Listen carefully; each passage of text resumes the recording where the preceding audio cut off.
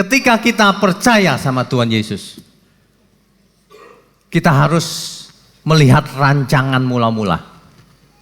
Sebab proyek utama manusia, proyek utamanya Tuhan, mengembalikan manusia pada rancangan mula-mula. Dalam kitab Kejadian 1 ayatnya yang ke-27,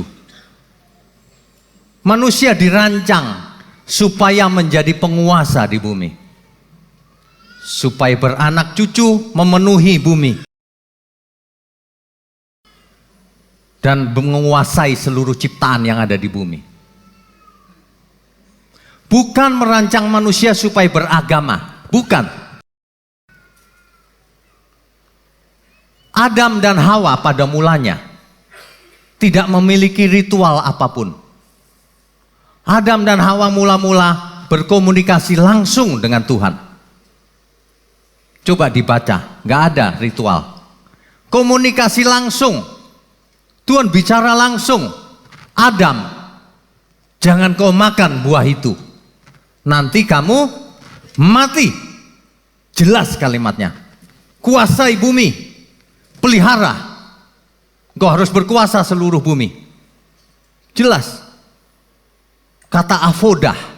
Avodah dalam bahasa Ibrani itu artinya bekerja. Diterjemahkan zaman sekarang sebagai pelayanan. Sebenarnya itu bekerja. Bekerja untuk Tuhan itu pelayanan. Katakan amin. Jadi jangan pelayanan itu adanya di gereja tok. Pelayanan itu seumur hidup kita. Bukan cuma di gereja. Ini mindset pikiran kita semua yang agamawi harus dihapus. Salah itu. Hari ini kita akan tuntaskan. Jangan punya pikiran yang agamawi. Zaman agamawi sudah berlalu. Nanti kita akan lihat. Sesungguhnya Tuhan yang maha tinggi turun menjadi manusia. Supaya manusia menjadi anak-anak Allah. Bukan beragama. Bukan agamawi. Kalau dalam rangka kita agama karena hidup kita bersosialisasi, ada tatanan disebut agama, ya boleh-boleh saja. Tetapi jangan agamawi. Manusia diciptakan gak ada unsur agamanya. Tapi rohani, itu beda. Bertuhan, bukan beragama. Kalau hari ini banyak orang menjadi beragama, meleset jauh dari tujuan mula-mula, dari rancangan mula-mula. Sebagian besar orang Kristen saya perhatikan agamawi. Tidak bertuhan, tapi beragama. Waduh, kalau ini dibiarkan, semua meluncur ke neraka, binasa. Umatku binasa karena tidak mengenal Allah, kata Alkitab. Kurang mengenal Allah, tidak mengerti kebenaran, pasti binasa. Karena manusia hidup sesuai dengan apa yang dia mengerti. Bisa meleset kemana-mana arah hidupnya. Kita baca dulu Mazmur 8 ayat 5-6. Namun engkau telah membuatnya, nya di sini manusia, hampir sama seperti Allah. Dan telah memahkotainya dengan kemuliaan dan hormat. Engkau membuat dia berkuasa atas buatan tanganmu. Segala-galanya telah kau letakkan di bawah kakinya. Sesungguhnya manusia dirancang sangat luar biasa. Bukan seperti hari ini. Hari ini banyak orang beragama, agamawi. Hidupnya beragama, agamawi. Bukan bertuhan. Waduh, parah ini. Sangat parah. Tidak mengerti artinya apa itu agamawi dan apa itu bertuhan. Kalau orang tidak bisa membedakan, dia akan jatuh kepada kegiatan agamawi. Kenapa dalam Matius 7 ayat 21 sampai 23? Di situ dikatakan apa? Kita baca sekali lagi. Matius 7 ayat 21 sampai 23. Bukan setiap orang yang berseru kepadaku, Tuhan, Tuhan, akan masuk ke dalam kerajaan surga. Bukan. Orang agamawi suka begitu, bukan? Tuhan, teriak-teriak. Di pinggir jalan teriak-teriak. Di zamannya Tuhan Yesus sudah begitu. Bukan yang teriak Tuhan, Tuhan yang akan masuk kerajaan surga. Melainkan dia yang melakukan kehendak Bapa. Itu beda loh. Kalau Tuhan-Tuhan itu orang agama, agamawi. Kalau perlu dikenceng-kencengin berdoanya. Tuhan, pakai nada-nada segala. Dia pikir lagi nyanyi kali ya. Dia pikir Tuhan seneng gitu kalau dipanggil Tuhan gitu. Seneng ya. Manusia bodoh.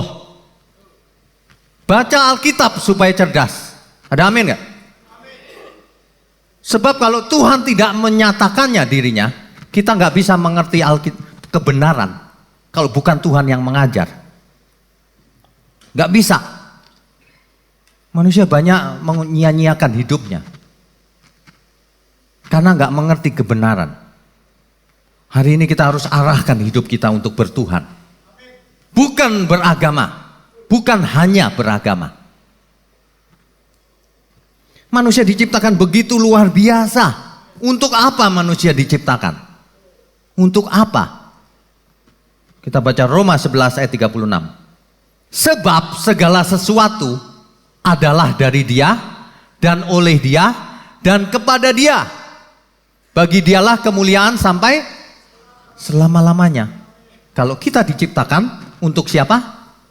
Untuk Tuhan, bukan untuk diri sendiri. Makanya orang yang hidup untuk diri sendiri pasti binasa. Pasti. 1 Korintus 10 ayat 31. Aku menjawab, jika engkau makan atau jika engkau minum, atau jika engkau melakukan sesuatu yang lain, lakukanlah semuanya itu untuk kemuliaan Allah. Semua harus dikembalikan kepada Tuhan. Kita itu harus hidup bertuhan, bukan beragama. Jangan hidup agamawi. Hiduplah bertuhan. Segala sesuatu persembahkan untuk Tuhan. Bukan dalam rangka memenuhi hukum agama. Sebab kalau kita memenuhi hukum agama, bisa salah. Agamawi itu bisa salah loh. Tapi kalau bertuhan tidak bisa salah. Banyak orang menuhankan agama. Agama ditaruh melebihi Tuhan.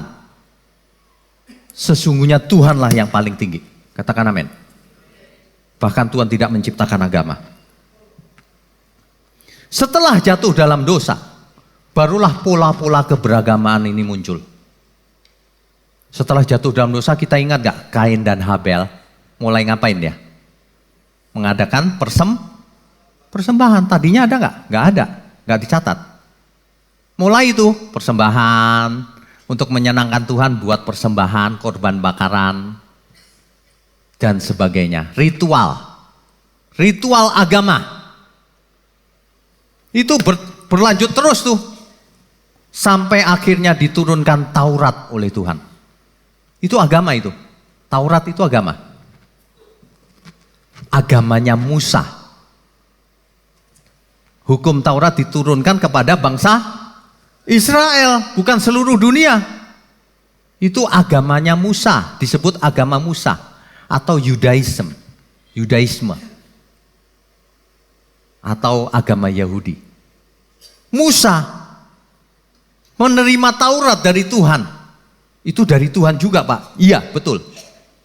Tapi ingat, harus kita baca secara keseluruhan, Alkitabiah, bukan ayatiah. Ingat baik-baik. Alkitab itu lengkap ceritanya. Jangan dibaca sebagian saja.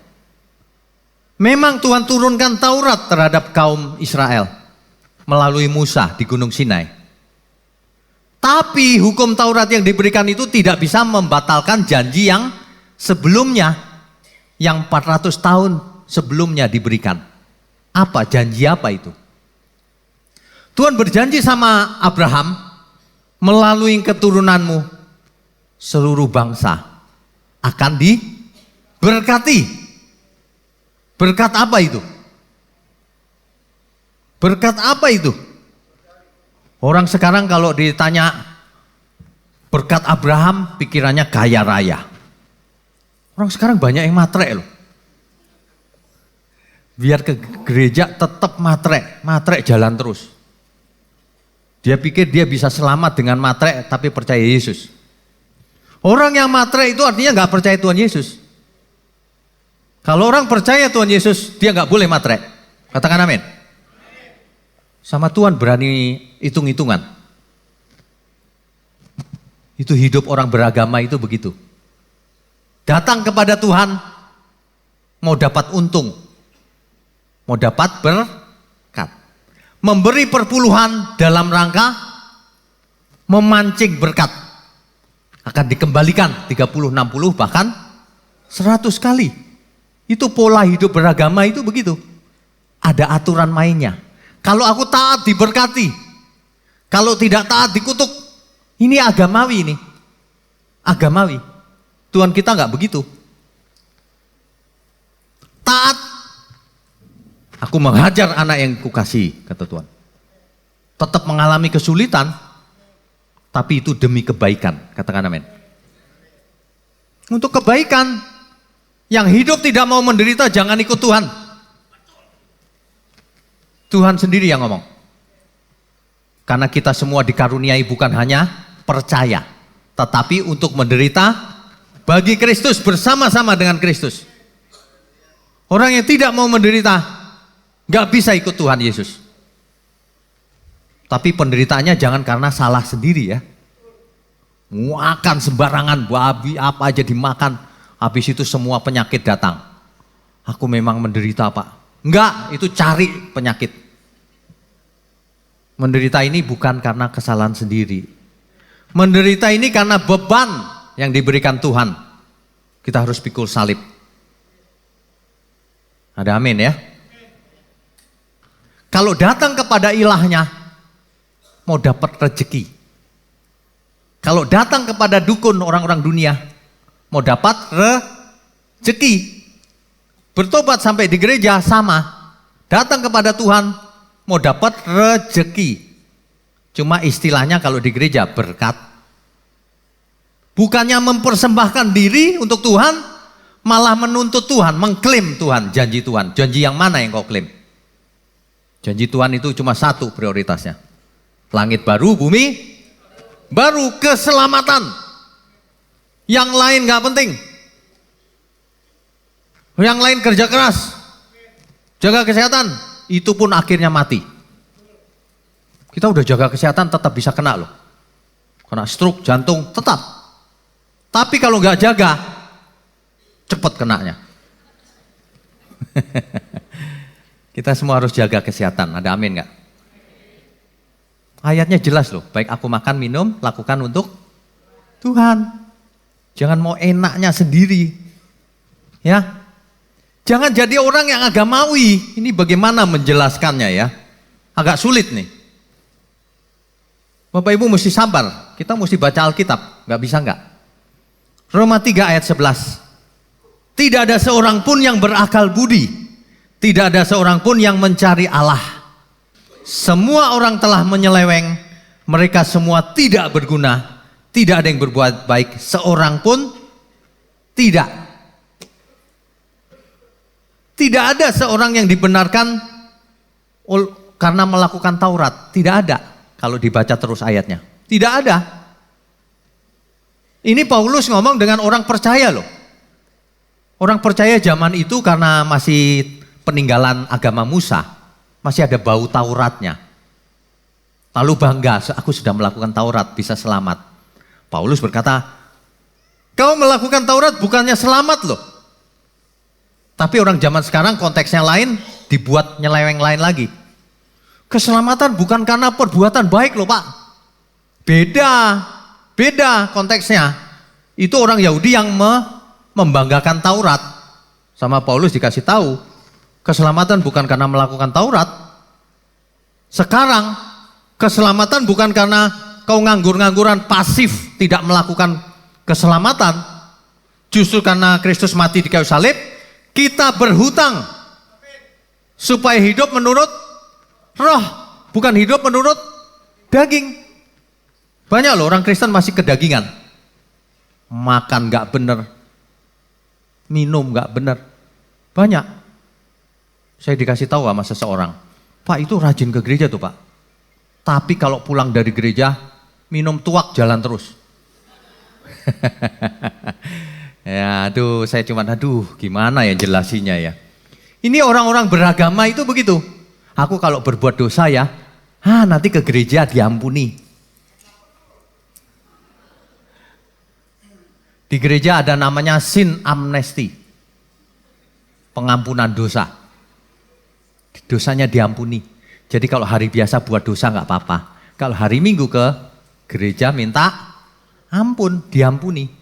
Itu orang-orang beragama begitu tuh. Aku mau puasa menyenangkan hati Tuhan.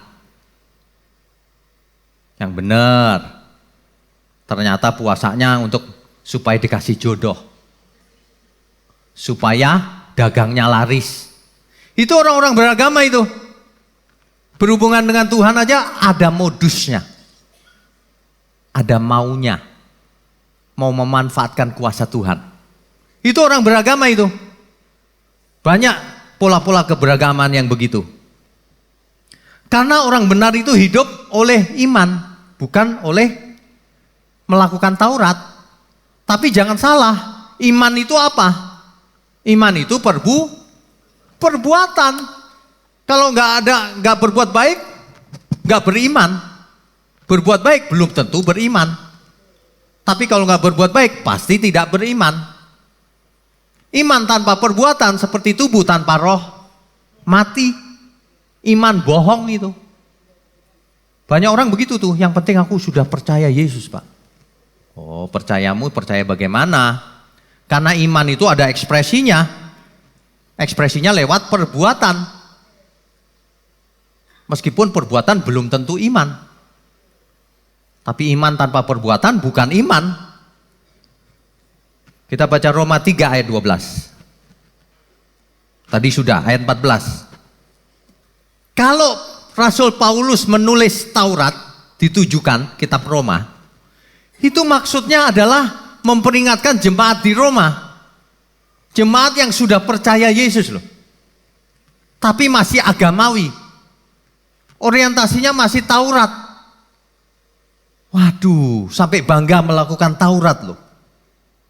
Padahal Tuhan Yesus mati di kayu salib supaya janji berkat Abraham itu sampai kepada bangsa-bangsa, sampai kepada kita. Itu maksudnya, jangan bangga sama Taurat. Bukan Taurat, tapi janji itu. Itu sama dengan begini loh, bukan agama Musa yang menyelamatkan kamu. Bukan, tapi Kristus. Amin ya. Jangan agamawi. Orang Yahudi itu agamawi banget. Kalau berdoa, dia cari pakai kompas. Tuhan ada di sebelah mana ya? Kita tentu ingat bahwa orang Yahudi dulu punya bait Allah. Bait Allah di mana Allah hadir di sana, kata mereka. Makanya kalau mereka jauh di luar kota, mereka cari Yerusalem, kotanya sebelah mana. Karena mau menghadap ke bait Allah. Mereka mau menghadap Tuhan, baik sih maksudnya. Tapi itu agamawi. Mereka mau berkiblat ke Yerusalem, ke bait Allah. Itu agamawi. Sebab Tuhan tidak ada di sana. Kalau mereka nggak benar, Tuhan nggak ada di sana. Kalau mereka benar, ada. Buktinya apa? Bait Allah dibiarkan hancur kan sama Tuhan? Dibiarkan hancur, bukan dibiarkan, sengaja dihancurkan Tuhan. Memakai tangan Roma. Kenapa? Kalau ada bait Allah, banyak manusia menjadi agamawi. Kalau bait Allah masih ada Pak sekarang. Bapak Ibu bayangkan benar-benar. Kalau di Yerusalem ada bait Allah hari ini, apa yang kita lakukan? Cenderung seperti apa yang kita lakukan? Ya, jangan-jangan kalau kita berdoa, oh bait Allah Yerusalem sebelah sana tuh. Kita ngadep ke sana. Jadi agamawi. Jangan-jangan kita nabung untuk pergi ke Israel, Yerusalem. Jangan-jangan begitu loh, agamawi. Jangan-jangan kita jual sawah kita, rumah digadein untuk pergi ke Yerusalem untuk menyenangkan Tuhan. Tuhan ada di mana-mana. Bapak Ibu yang tidak pernah ke Yerusalem tidak masalah sama sekali. Tapi harus ke Yerusalem baru.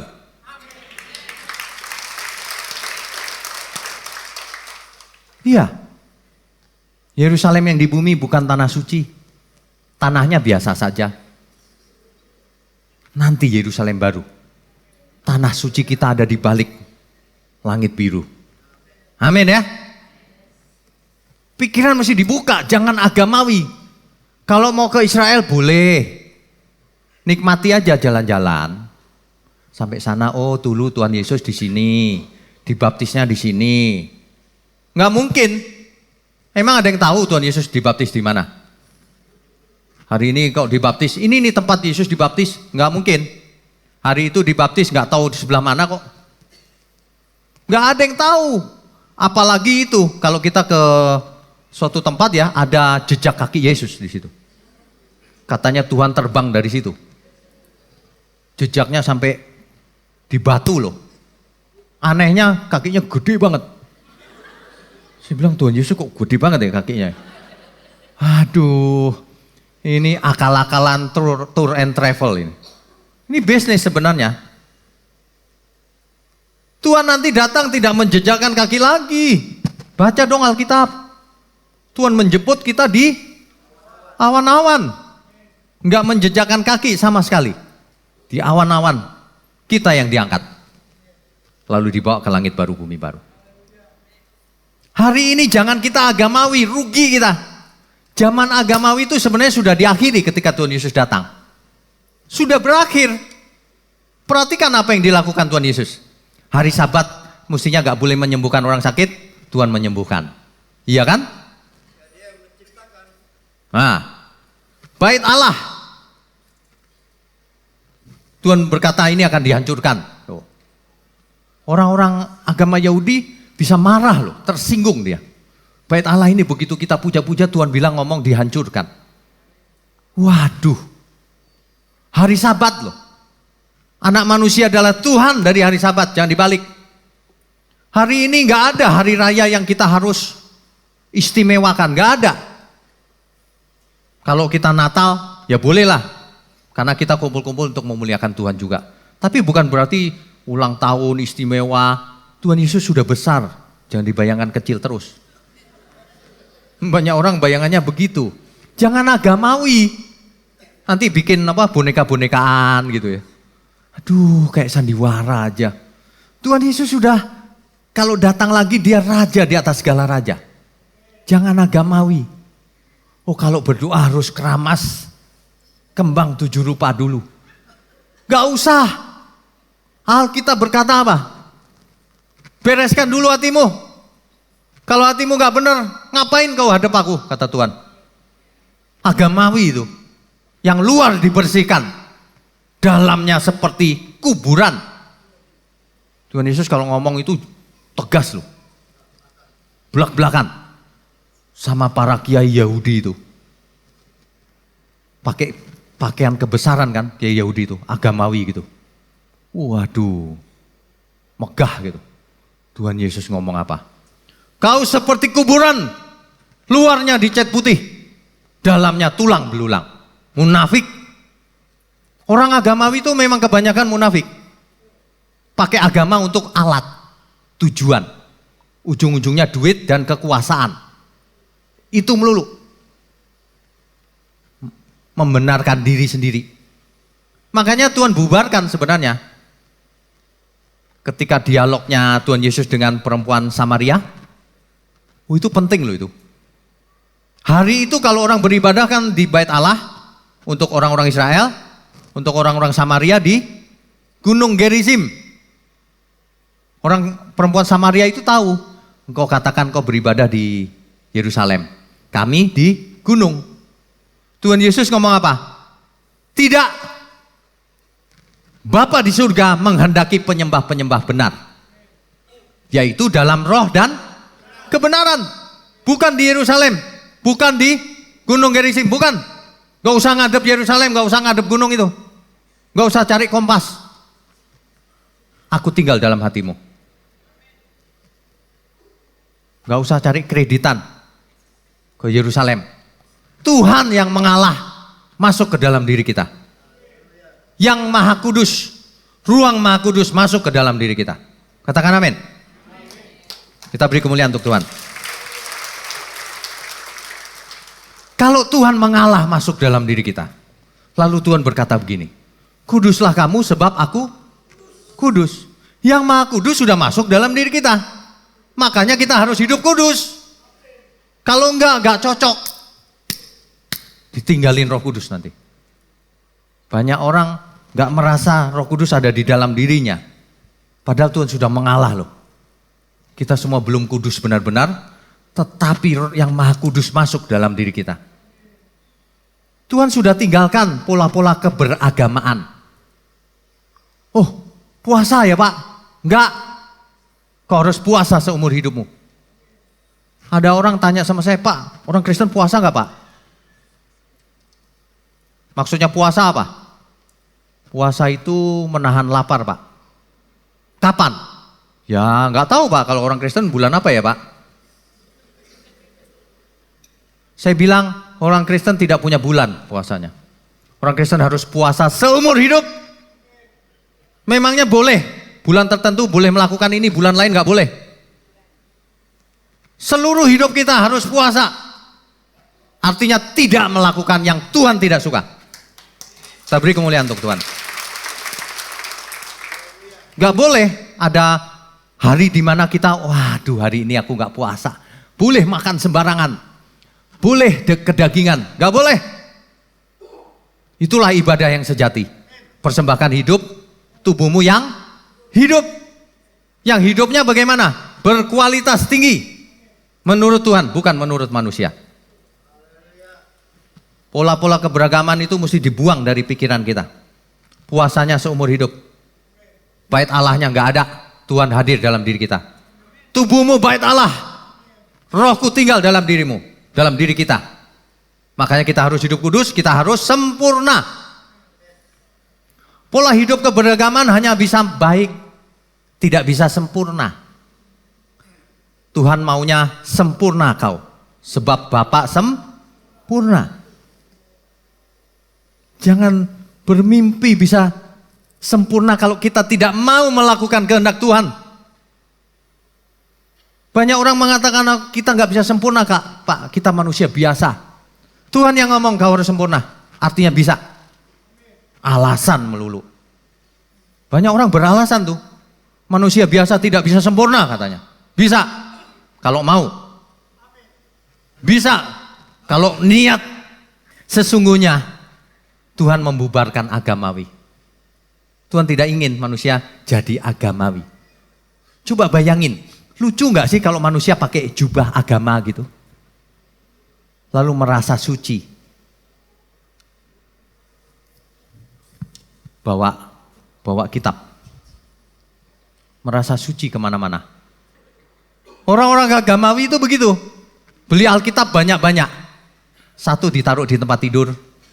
Satu di kamar mandi. Satu di pojokan.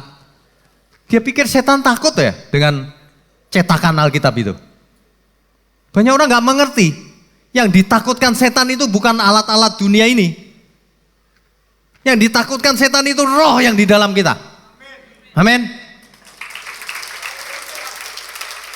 Itu sebabnya kita nggak butuh apapun. Karena Tuhan Gembala kita, rohnya tinggal dalam diri kita. Kita nggak ingin apapun. Itu sebabnya kita nggak butuh bantuan apapun. Sebab roh Allah ada dalam diri kita. Kita nggak butuh bantuan minyak urapan. Nggak butuh. Kalau lawan setan, waduh minyakku tadi kemana ya? Waduh ketinggalan. Sorry ya Bapak Ibu ya, saya pulang dulu ambil. Agamawi. Roh Allah tinggal dalam diri kita loh. Kalau Roh Allah tinggal dalam diri kita, kita seperti itu menghina Tuhan namanya. Ya, itu menghina Tuhan. Saya pernah kasih ilustrasi, meskipun nggak tepat ilustrasinya. Pasangan hidup kita di samping kita nih, tapi kita cuekin. Istrinya, "Papa, ini aku Pak, di sini Pak." "Ya, aku kesepian nih." Loh, istrinya di sampingnya kesepian. Roh Allah tinggal dalam diri kita. Kok kuasanya malah nyari-nyari minyak urapan lah, yang air didoain lah, yang jubah didoain lah, yang aneh-aneh gitu, yang beras kencur lah. Ide dari mana itu? Sesat bener. Roh Allah tinggal dalam diri kita. Kalau ada orang kerasukan dan sebagainya, gak butuh apa-apa kita. Kuasanya mengalir. Dalam nama Yesus keluar. Pasti keluar dia. Haleluya. Kita beri kemuliaan untuk Tuhan.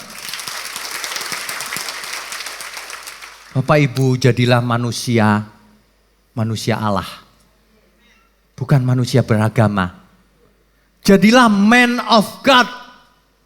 Bukan man of religion. Bukan manusia beragama. Manusia Allah. Yang luar biasa dalam segala hal. Yang agamawi itu begini. Kalau kemana-mana. Suka itu tuh, demo di depan orang banyak. Haleluya, haleluya, haleluya. Haleluya, haleluya. Di tengah jalan, haleluya, haleluya. Gak perlu. Lakukan dengan benar kehendak Tuhan. Hiduplah sebagai manusia Allah. Anak-anak Allah. Bukan agamawi.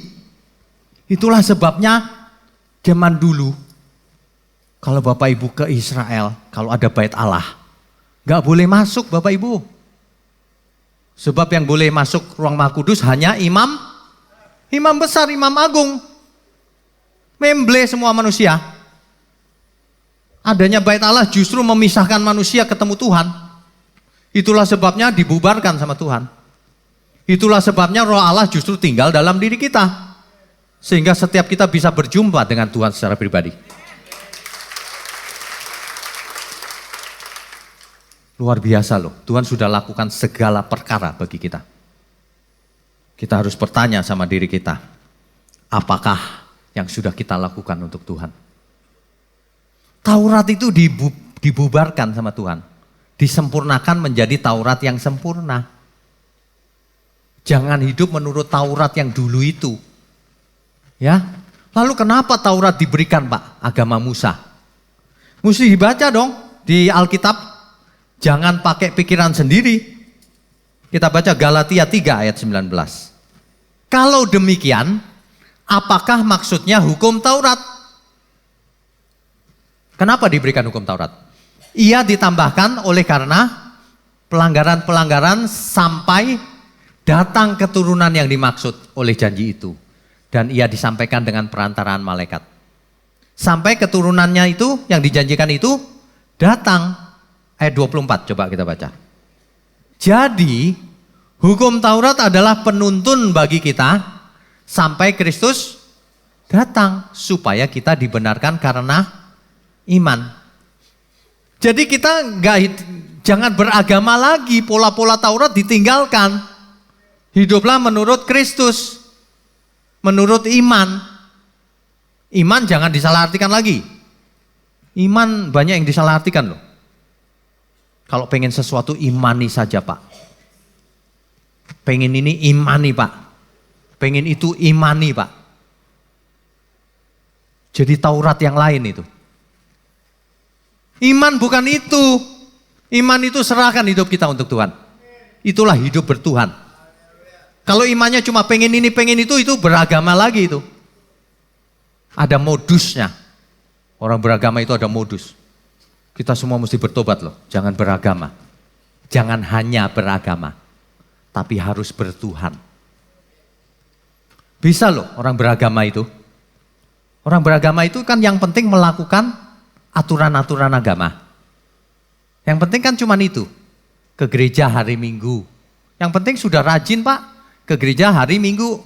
kasih perpuluhan, sudah melakukan kewajiban agama. Wah, itu nggak ada papanya itu di hadapan Tuhan. Buktinya apa? Buktinya di gereja banyak penipuan. Penipu-penipu itu duduk di gereja itu. Bertobatlah semua. Bapak Ibu yang masih belum benar, duduk di sini itu keputusan yang benar. Bertobat, jangan diulang lagi ya. Kalau masa lalu berbuat salah ya sudah lewat. Nggak bisa diulang. Ke depan jangan buat salah lagi. Jadi kita hidup sekarang itu jangan berdasarkan aturan-aturan agama. Bukan itu yang dirancang Tuhan mula-mula. Tuhan sebenarnya sudah jauh hari sebelumnya bernubuat loh. Kita baca Yeremia 31 ayat 33. Tetapi beginilah perjanjian yang kuadakan dengan kaum Israel sesudah waktu itu.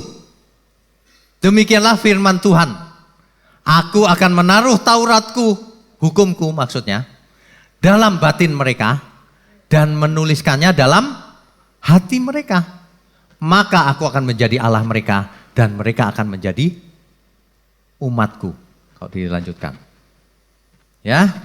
Nah, itulah Yeremia. Digenapi di Ibrani 8 ayat 10. Sekalian kita baca Ibrani 8 ayatnya yang ke-10. Maka inilah perjanjian yang kuadakan dengan kaum Israel sesudah waktu itu. Demikianlah firman Tuhan. Sama ini. Aku akan menaruh hukumku dalam akal budi mereka. Maka aku akan menjadi dan menuliskannya dalam hati mereka. Di akal budi dan di hati. Maka aku akan menjadi Allah mereka dan mereka akan menjadi umatku. Tuhan tidak merancang manusia menjadi manusia agamawi. Dari awal sudah begitu. Adam. Gara-garanya jatuh dalam dosa. Sehingga timbul agama. Timbul persembahan. Aturan-aturan 10%. Coba masuk akal gak kalau kita mesti ngasih Tuhan cuma 10%? Kok kecil benar gitu? Kok kecil benar 10%? Ini bukan soal jumlah loh. Ada gak di sini orang tua ngajarin anaknya, nak nanti kalau kamu udah dewasa ya, udah kerja, kasih papa mama 10%. Gak ada kan? Gak ada, masa 10%? Masa bapaknya mau duit, orang tuanya pasti, nah kamu mesti berbakti sama orang tua. Nanti kamu kalau jadi orang, kamu harus ingat orang tua. Kan begitu kan? Sebenarnya yang diinginkan orang tua adalah cinta kasihnya sang anak, bukan duitnya. Tuhan juga begitu, apalagi Tuhan. Tuhan gak butuh duit, semuanya milik Tuhan.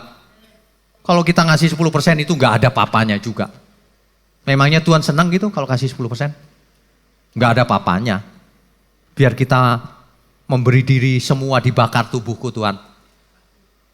Tapi kalau gak punya kasih, percuma. Percuma semua itu. Yang dilakukan orang-orang beragama itu percuma semuanya. Sangat percuma. Wadid kembang ngadep Tuhan. Dia merasa Tuhan berkenan. Merasa tok GR. Tuhan gak berkenan sama sekali dengan persembahan apapun. Yang Tuhan berkenan adalah kasih. Belas kasihan. Baca Alkitab. Makanya kalau orang beragama itu cenderung bengis. Menggunakan agama untuk menghukum sesamanya. Agamawi itu. Gak boleh ada umat Tuhan begitu. Umat Tuhan kalau lihat orang berbuat salah, kita harus kenakan pikiran perasaan Kristus. Dia salah ya, kasihan dia. Dia belum mengerti kebenaran. Harus dikasih kesempatan untuk bertobat. Itulah manusia Allah. Tuhan Yesus begitu. Bukan begini. Dia buat salah itu. Mudah-mudahan disambar geledek. Itu bukan manusia Allah, itu manusia beragama. Agamawi itu cenderung menghakimi sesamanya loh. Perhatikan itu. Ahli Taurat dan orang Farisi. Iya kan? Perhatikan baik-baik. Jangan diantara kita ada yang agamawi. Kita harus bertuhan, bukan beragama. Ada amin ya? Kalau tidak, rancangan mula-mula gagal. Meleset. Tuhan merancang jadi manusia Allah, jadinya manusia beragama. Tuhan rancang supaya kita berkomunikasi natural dengan Tuhan. Malah berdoa dengan bahasa-bahasa aneh. Malah doanya hafalan. Coba, doa hafalan agamawi gak itu? Tuhan di surga mau dialog dengan kita. Natural. Ini enggak. Hafalan. Coba kalau ada orang ngadep ke Tuhan. Hafalan. Dibacain gitu. Hafalan. Bapa kami yang di surga. Dikuduskanlah namamu. Bla bla bla bla bla. Hafalan tapi. 12 kali diulang-ulang. Tuhan di surga ini ngomong apa sih ini? Gak natural. Apalagi kalau milih-milih. Ada satu ayat. Kiranya daerahku diperluas Tuhan. Itu melulu yang diomongin. Tiap ketemu Tuhan kiranya daerahku diperluas Tuhan. Daerah apa maksudmu itu? Agamawi itu. Jangan ada di antara ibu-ibu yang, bapak ibu yang agamawi. Berdoanya gini, Bapak, saya mau berdoa lama Pak. Kenapa? Kalau doanya lama berkatnya lebih banyak Pak. Kan banyak begitu ajaran. Banyak doa, banyak berkat. Tidak berdoa, tidak ada berkat. Gitu kan? Memangnya makin banyak doa, makin banyak berkat. Makin banyak doa, jangan-jangan makin banyak ujian. Karena Tuhan menghajar anak yang dikasihinya. Iya dong, masa Tuhan malah sayang-sayang anak? Gak gede-gede nanti. Dihajar supaya dewasa imannya. Supaya jadi jenderal. Supaya jadi man of God. Supaya jadi manusia Allah. Bukan manusia agamawi. Ada amin ya? Tuhan Yesus itu membubarkan agama sebenarnya. Makanya orang Yahudi tidak suka. Karena Taurat hanya berlaku sampai datangnya keturunan yang dimaksud itu, yaitu Kristus. Taurat gak berlaku lagi. Yang benar adalah yang sekarang. Taurat yang disempurnakan oleh Tuhan. Anugerah, iman yang benar. Bukan agamawi. Ya, hari ini dibuang gaya-gaya agamawinya.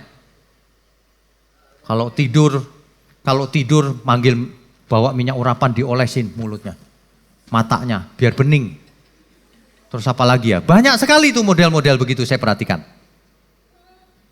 Banyak itu. Alkitab disusun rapi di samping tidur dengan firman Tuhan katanya. Waduh, ini agamawi ini. Padahal Roh Allah sudah tinggal dalam diri kita. Ya, kalau Yeremia bernubuat demikian, itu berlaku sampai hari ini. Itulah sebabnya dalam Filipi 2 ayat 5. Kenakanlah pikiran perasaan Kristus. Karena cara berpikir dan berperasaannya Tuhan. Tauratnya Tuhan itu. Akan ditaruh Tuhan di akal budi dan di hati. Pikiran dan perasaan. Itulah manusia Allah. Bukan manusia beragama. Itulah dalam segala tingkah lakunya pasti menyenangkan hati Bapa di surga.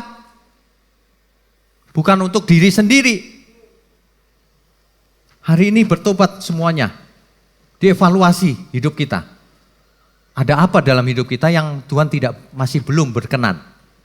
Kalau enggak percuma. Ke gereja rajin-rajin juga percuma. Itu beragama. Kalau kita ke gereja itu kan meeting together. Meeting ini sebenarnya. Hidup yang sebenarnya itu setiap hari. Mempersembahkan hidup setiap hari. Dalam segala hal. Praktek. Jangan teori melulu. Ya. Kalau Tuhan datang, makanya Tuhan berikan hidup. Hidup yang apa? Hidup yang berkualitas. Di Yohanes 10 ayat 10, aku datang memberi hidup. Hidup yang berkualitas tinggi. Itu maksudnya. Bukan hidup agamawi. Hidup yang berkualitas tinggi. Yang perbuatannya nyata dalam segala hal. Bukan yang agamawi. Waduh. Kalau orang di gereja diajarin agamawi, kekristenannya nanti 10 tahun kemudian, 20 tahun kemudian tetap gak berubah. Jadi Bapak Ibu yang melihat orang tidak berubah sama sekali, itu firmannya pasti salah itu.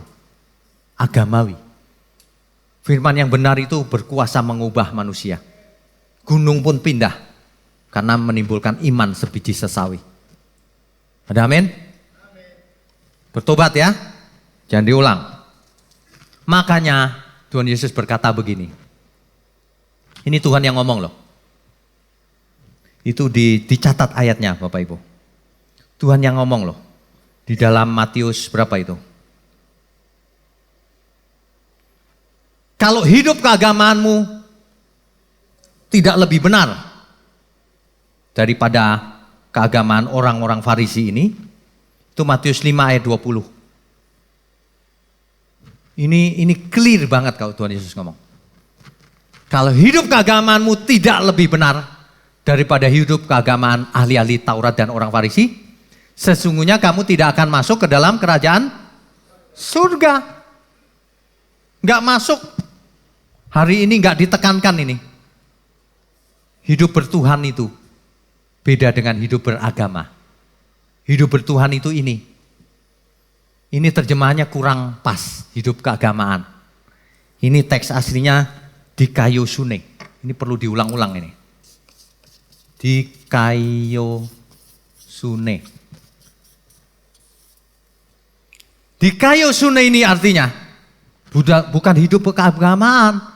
Kalau hidup keagamaan ntar kayak gitu tadi tuh, bawa kitab suci, dilus-lus kitab sucinya, ditaruh di tempat yang terhormat.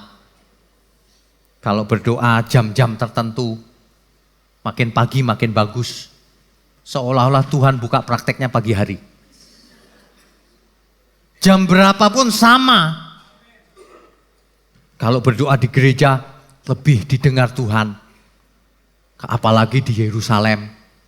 Kalau di rumah kurang, volumenya kecil. Bukan sama saja di mana saja. Yang penting hati kita. Ya, dikaiosune. Ini yang Tuhan tekankan ini. Dikaiosune ini artinya karakter. Artinya karakter. Kalau karaktermu tidak lebih hebat dari orang-orang Farisi dan ahli Taurat, gak masuk surga. Ahli Farisi dan ahli Taurat itu gak pernah buat salah loh. Tidak membunuh, tidak berzina, tidak ini, tidak itu. Semuanya sudah dilakukan. Tapi bukan karena karakter. Perhatikan baik-baik. Orang yang beragama melakukan kebaikan bukan karena karakternya. Karena peraturan agamanya. Karena dia takut dihukum. Nangkep maksudnya ya? Tuhan tidak mau orang begitu, manusia seperti itu. Manusia melakukan kebaikan hanya karena mau memenuhi aturan-aturan agama. Orang tidak mau melanggar karena ada aturan tanda rambu lalu lintas. Wah, mestinya enggak. Manusia tanpa rambu pun aku enggak mau melanggar. Ada amin kayaknya? Karakter, bukan agama. Dikaiosune. Kalau cuma agama, orang Farisi dan ahli Taurat sudah sempurna. Mereka sudah sempurna. Enggak melakukan ini, enggak melakukan itu. Puasa dan sebagainya. Tapi Tuhan ngomong kalau dikaiosune-mu, karaktermu tidak lebih hebat dari orang-orang ini, gak masuk surga. Artinya orang agamawi tidak masuk surga. Orang yang bertuhanlah yang masuk surga. Orang yang hidup bersama Tuhan yang masuk surga. Kalau kita melakukan kebaikan sempurna, bukan karena takut dihukum. Bukan karena peraturan-peraturan agama. Bukan. Karena sistem berpikirnya Tuhan dan berperasaannya Tuhan ada dalam diri kita.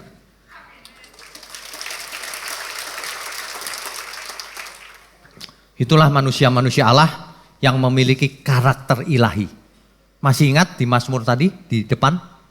Karena manusia sesungguhnya diciptakan hampir sama seperti Tuhan. seperti Allah. Jadi harus memiliki pikiran dan perasaan yang sama persis seperti Tuhan. Manusia, man of God. Tuhan menginginkan kita semua menjadi man of God. Bukan man of religion. Yang melakukan segala kebenaran bukan karena aturan. Karena cara berpikir kita dan berperasaan kita sudah persis seperti Tuhan. Untuk itulah kita mesti kerja keras, berusaha, belajar firman, melakukannya tiap hari. Supaya lama-lama natur kita berubah. Dari natur duniawi menjadi natur ilahi. Naturnya Tuhan. Supaya kita semua mengerti kebenaran. Dalam segala tingkah laku kita. Supaya kita semua seperti Kristus. Barulah kita disebut Kristen. Kalau tidak seperti Kristus, kita bukan orang Kristen. Sesungguhnya kita semua harus seperti Kristus. Ada amin? Luar biasa loh. Tidak ada yang seperti ini. Tuhan tidak mau manusia beragama. Di langit baru, bumi baru, kita akan hidup bersama Tuhan. Tidak ada ritual-ritualan. Bicara langsung, menghadap langsung. Dalam suasana yang berbeda. Bukan dalam suasana agama. Ya. Tujuan keselamatan sebenarnya itu. Jadi manusia itu diselamatkan bukan karena mau memindahkan dari dunia ke surga. Manusia itu diselamatkan terutama supaya dikembalikan ke rancangan mula-mula. Supaya rencana Tuhan mula-mula itu terjadi dalam diri manusia. Yaitu memasang hukum Tuhan di pikirannya dan di perasaannya. Supaya manusia mengerti pikiran perasaan Tuhan. Supaya manusia mengenakan pikiran perasaan Tuhan. Supaya manusia tidak agamawi tetapi bertuhan. Dalam segala tingkah lakunya sama persis dengan keinginan Tuhan. Itulah hidup yang dipimpin oleh roh. Itulah hidup yang dipimpin oleh roh. Segala gerak-gerik kita sesuai kehendak Tuhan. Persis. Apakah karena kita hafal Alkitab, firman? Bukan, karena kita mengerti persis apa yang menyenangkan hati Tuhan. Karena kita mengerti kehendak Tuhan. Karena kita mengerti untuk apa hidup ini. Karena kita mengerti harus hidup bagaimana. Makanya banyak orang gak bisa menjadi murid Kristus. Karena menjadi murid Kristus sangat sulit. Kalau hidup beragama sangat gampang. Gampang gak beragama? Gampang sekali. Jangan mencuri, enggak mencuri, gampang. Jangan membunuh, enggak membunuh. Wah, gampang sekali itu. Ke gereja tiap minggu, oh gampang. Enggak boleh absen ya dalam 1 tahun. Gampang, bisa. Bisa. Jangan ngomong sembarangan, bisa. Puasa, bisa. Bisa. Apapun bisa. Bisa. Mati buat aku. Bisa kalau orang beragama. Bisa gak? Bisa. Sangat bisa. Gampang. Tapi kalau kamu harus jadi anak-anak Allah yang maha tinggi. Kenakan pikiran perasaan Tuhan. Susahnya minta ampun. Kenapa? Kalau agama gampangnya begini. Kalau kau pukul aku, ku pukul kau balik. Mata ganti mata, gigi ganti gigi. Oh itu gampang sekali itu. Tapi kalau jadi manusia yang bertuhan, tampar pipi kiri, kasih pipi kanan. Aduh gimana Pak? Kiri dikasih kanan bagaimana ya Pak? Iya memang begitu. Kasihlah musuhmu. Kalau orang agamawi bisa bahaya. Musuhi musuhmu. Boleh dibunuh bahkan. Wah gawat itu. Manusia gak bisa selamat kalau beragama. Manusia yang selamat itu yang dikembalikan kepada rancangan mula-mula itu yang harus mengenakan pikiran perasaan Kristus. Dalam tingkah lakunya segala sesuatunya bisa. Seperti Kristus. Ada amin ya. Itulah sebabnya manusia zaman sekarang yang banyak keinginan, yang pikirannya dipenuhi berbagai keinginan, berbagai konsep lain selain Injil, gak bisa selamat loh dia kalau gak dibuang keinginannya itu. Gak bisa. Harus dibuang, harus ibarat komputer itu harus diformat. Harddisknya, memorinya ini harus diformat, harus dikosongkan. Diganti dengan pikirannya Tuhan. Diganti dengan perasaannya Tuhan. Ya, ada amin ya? Enggak bisa kalau enggak. Murid Tuhan itu enggak gampang. Banyak orang bisa beragama tapi tidak bisa bertuhan. Kalau mau bertuhan, diri sendiri harus mati dulu. Harus mati, baru bisa bangkit menjadi manusia Allah. Manusia Allah itu di mana-mana dia membawa berkat. Manusia Allah itu oleh orang berdosa tidak ditakuti. Kenapa? Karena malah dicari. Aku mau bertobat, aku mau ketemu dia. Tapi manusia beragama, orang berdosa takut sekali. Kenapa? Datang malah dihakimi. Jangan kita punya duri. Manusia beragama itu berduri biasanya. Takut orang deket-deket. Takut. Tuhan itu datang ke dalam diri kita, masuk ke dalam diri kita. Supaya kita tidak takut dengannya. Supaya kita akrab sama Tuhan. Supaya kita intim sama Tuhan. Jadi kalau kita berdoa, berdoalah yang tulus. Setiap saat. Bukan beragama. Orang beragama suka gini, doanya apa ya? Kalau lawan setan ayatnya apa ya? Supaya diberkati ayatnya apa ya? Oh supaya diberkati doa Yabes. Oh supaya diampuni doanya yang itu tuh. Oh kalau lawan setan yang ini. Itu orang-orang beragama begitu, gak bisa selamat. Orang yang selamat itu yang pikirannya cerdas seperti Tuhan. Perasaannya perasaan Tuhan. Hari ini dibuang semua filosofi yang ada. Diinstal yang baru. Dipasang yang baru semua. Ya. Jangan cuman sering ke gereja rajin. Ya. Rajin itu bagus. Tapi harus dilakukan. Kalau enggak percuma. Bapak Ibu kosongkan segala keinginan, kosongkan segala hasrat pribadi, gantikan dengan hasrat surgawi, pikiran perasaan Tuhan, lakukan setiap hari latihan. Saya sudah pernah kasih contoh kan, kalau diantara Bapak Ibu ada yang dokter, kalau pasiennya kira-kira gak punya uang, gak usah bayar. Gak usah bayar. Bahkan kasih uang saku untuk pulang. Begitu loh, latihan. Kalau begitu aja gak bisa mau ke surga. Kalau boleh ngomong ya surga nenek lu. Iya bener. Susah gak melakukan itu? Enggak susah. Mau atau enggak gitu aja. Orang gak punya kasih uang.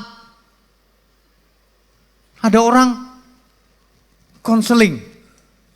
Pak saya nggak makan Pak 5 hari. Nggak mungkin 5 hari. Ya 2 hari deh. 2 hari saya belum makan Pak. Kalau belum makan kasih duit, makan. Jangan cuma sini saya doain. Nggak bisa kenyang didoain. Jangan pelit. Ayo mulai sekarang bagi-bagi. Bagi-bagi ke kiri kanan. Jangan pelit. Pelit gak masuk surga. Di kayu sune, kalau gak melebihi orang Farisi, orang ahli Taurat, gak bisa masuk surga. Di kayu sune, karakter, perbuatan nyata. Diterjemahkan dalam bahasa Inggris righteousness.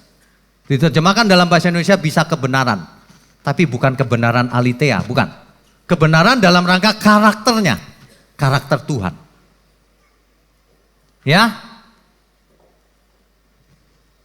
Makanya saya paling senang lagu itu. Tuhan, aku rela mengosongkan bejana jiwaku ini dari segala keinginanku dan semua hasrat pribadiku. Mesti dibuang semuanya. Berapa kali mesti diulang khotbah semacam ini? Pak Ernest juga saya perhatikan kalau khotbah gemes gitu. Kalau nggak berubah terus bagaimana kita mau lanjutkan? Sulit. Tuhan penuhi aku dengan gairah surgawi nan suci, agar apapun tak ku ingini lagi, hanya Engkau hartaku abadi. Hari ini latihan, kosongkan segala keinginan, buang. Klaim janjinya buang gituan, gak usah gitu-gitu lagi. Doa Yabes gak usah lagi. Doa minta berkat, boleh, tapi dengan sikap hati yang benar. Jangan oportunis, jangan punya modus, isi dengan kebenaran setiap hari. Yang Tuhan inginkan bukan kita beragama. Yang Tuhan inginkan bukan kita hanya di gereja rajin. Yang Tuhan inginkan bukan kita hanya luarnya bersih. Yang Tuhan inginkan kita menjadi manusia-manusia Allah. Manusia-manusia yang seperti Kristus pikiran dan perasaannya. Amin ya.